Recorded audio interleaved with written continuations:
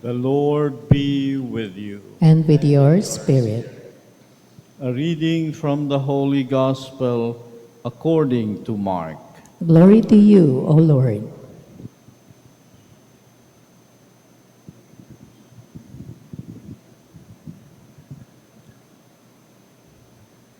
After the 5,000 had eaten and were satisfied, Jesus made his disciples get into the boat and precede him to the other side toward Bethsaida while he dismissed the crowd. And when he had taken leave of them, he went off to the mountain to pray. When it was evening, the boat was far out on the sea, and he was alone on shore. Then he saw that they were tossed about while rowing, for the wind was against them. About the fourth watch of the night, he came toward them walking on the sea. He meant to pass them, but when they saw him walking on the sea, they thought it was a ghost and cried out. They had all seen him and were terrified. But at once he spoke with them. "Take courage, it is I, do not be afraid." He got into the boat with them, and the wind died down. They were completely astounded. They had not understood the incident of the loaves. On the contrary, their hearts were hardened. The Gospel of the Lord. Praise to you, Lord Jesus Christ. Please be seated.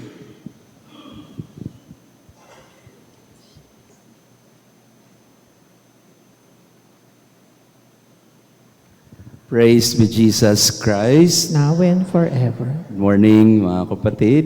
Pakibati din ng magandang umaga ang ating mga kasama ngayong araw na ito. Thank you for being here.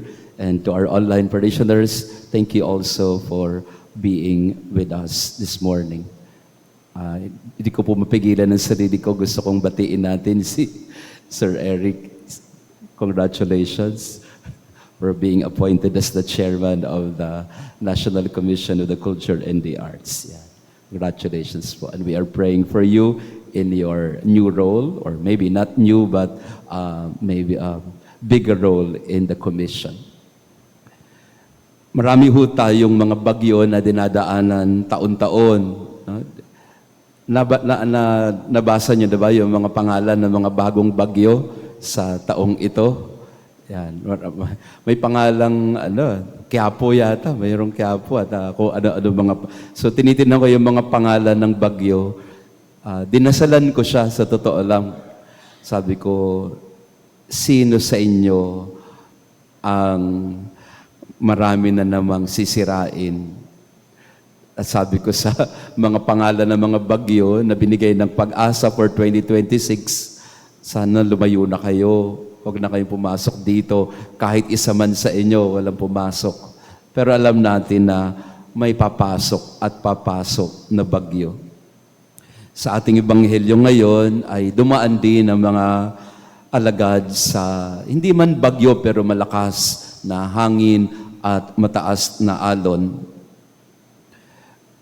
And it's a metaphor for our life as well. Maybe not in a physical way, but many times we undergo and we face our storms and typhoons and hurricanes in our life. May mga bagyo sa labas, kagaya ng bagyo sa gobyerno, bagyo sa politika, ekonomiya, bagyo sa Venezuela, bagyo sa iba't ibang bahagi ng mundo, sa mga gyera. But the storm outside is nothing compared to the storm inside. Kasi yung bagyo sa labas, kaya mong iwasan yan eh. Kaya mong talikuran, kaya mong ipikit ang mata mo, hindi mo na makikita yan. O kaya mo siyang ipaubaya sa iba. Sabihin mo sa sarili mo, hindi ko naman problema yan. Problema ng iba yan. Problema ng presidente yan. Pero yung mga bagyo sa loob, yon ang mas mahirap na harapin. The real storms of life are happening within us.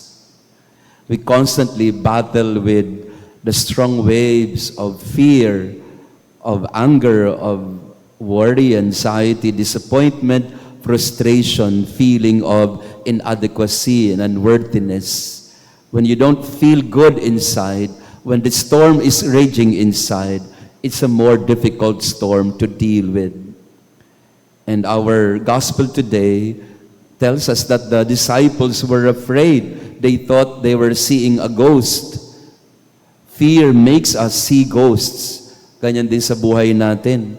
Pagka binabagyo ang buhay natin, kung ano-ano mga nakikita natin, lalo na po yung mga dumadaan sa depression, na that can lead them to many times uncontrollable, catastrophic thinking.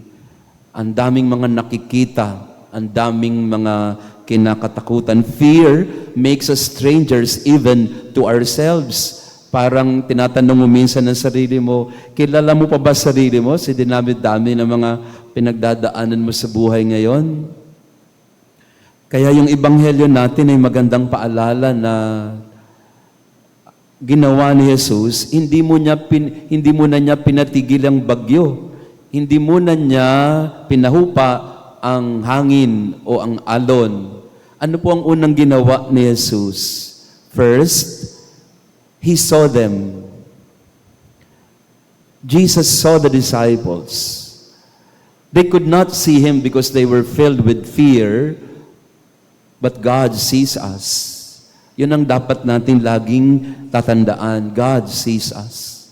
He sees us.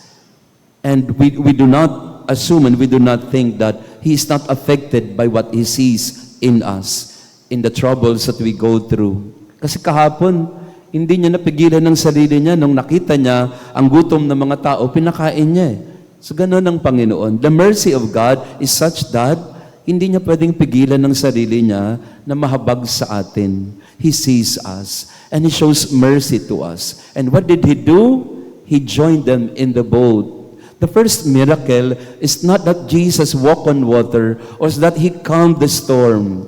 The first miracle every day is to know that Jesus is in our boat. He steps into our boat. In our ordinary, frightened lives, He is in the boat. Hindi niya pinapalitan ng bangka. Kahit minsan gusto nating mangyari. Di ba minsan nang hinihingi natin sa Panginoon, Lord, palitan mo na nga itong bangka na to, aalog-alog, madaling lumubog, madaling masira. Pwede bang iba namang bangka? At minsan sa buhay natin, gusto natin, Lord, pwede ba ibang problema naman? Sawang-sawa na ako sa problema na to eh. Lord, pwede ba ibang pamilya naman? Sawang-sawa na ako sa pamilya na to eh. Lord, pwede ba ibang asawa naman? Sawa na ako sa asawa na to eh. So minsan, ang sarili mo sa sarili mo, gusto mo palitan na yung bangka altogether. Brand new naman, Lord. Pero hindi eh. Yan ang bangkang sinasakyan mo eh. Yan ang bangka na ninulunaran mo at ng pamilya mo. And Jesus doesn't say to us, I will change your boat. He says to us, I will be in your boat. Only then did the storm come down, when Jesus was on the boat with the disciples. And Jesus is telling us today the same thing. Hindi aalis yung problema na yan. Andyan yan. Haharapin mo yan araw-araw. Pero, kailangan malaman mo, andyan ako sa bangka mo. I am there in your heart, giving you courage, giving you inspiration and love. The storm outside can only be calmed by receiving the love of God in our heart, inside. Kapag nalaman mo na nasa bangka mo ang Panginoon, hindi ka na matatakot, hindi ka na mag-aalala, alam mo hindi ka lulubog dahil kasama mo sa bangka ang Panginoon na magliligtas sa atin. Time and again, brothers and sisters, we go through our storms, typhoons in our life. Do not ask for a new boat.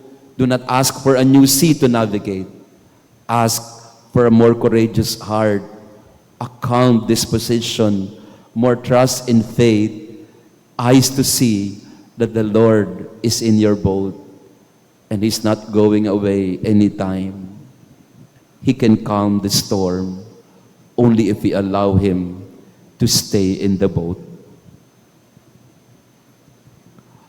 Praise be Jesus Christ. now and forever. The Lord be with you. And with your spirit. And may our loving God bless you and your family, the Father, the Son, and the Holy Spirit. Amen. Our Mass has been offered. Go in peace to love and serve the Lord. Thanks be to God.